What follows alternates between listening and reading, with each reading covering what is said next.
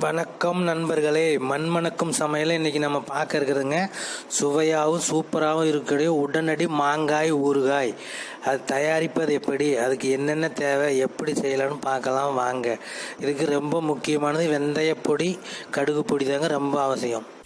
இது வரைக்கும் எங்கள் சேனலை சப்ஸ்கிரைப் பண்ணாதவங்க சப்ஸ்கிரைப் பண்ணுங்கள், கூடவே பெல் பட்டனையும் கிளிக் பண்ணுங்கள்.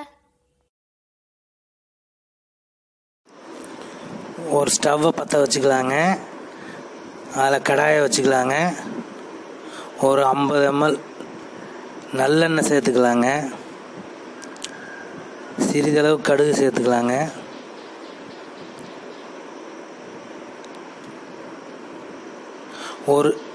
ஒரு ஸ்பூன் வெந்தயம் சேர்த்துக்கலாங்க. ஒரு 2 கொத்து கருவேப்பிலை சேர்த்துக்கலாங்க.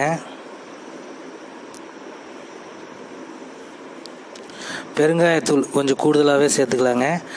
மிளகாய்த்தூள் எண்ணெயில் சேர்த்து அப்படி நல்லா சேர்த்துக்கலாங்க. உங்களுக்கு காரத்துக்கு தேவையான மிளகாய்த்தூள் கொஞ்சம் தூக்கலாகவே. அடுத்ததாக கடுகு வெந்தய பொடி உங்களுக்கு தேவையான அளவு சேர்த்துக்கலாங்க. ஒரு ஸ்பூனு.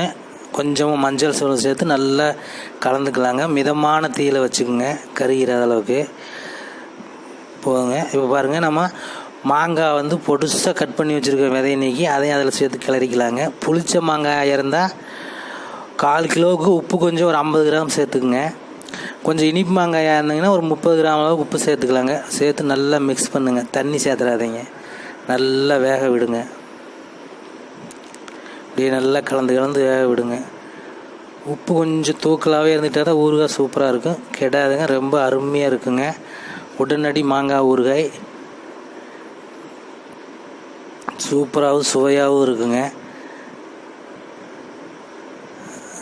ஒரு 25 நாள் வரைக்கும் கெடாமல் வச்சுக்கலாங்க. ரொம்ப அற்புதமாக இருக்குங்க சாப்பிட்றதுக்கு.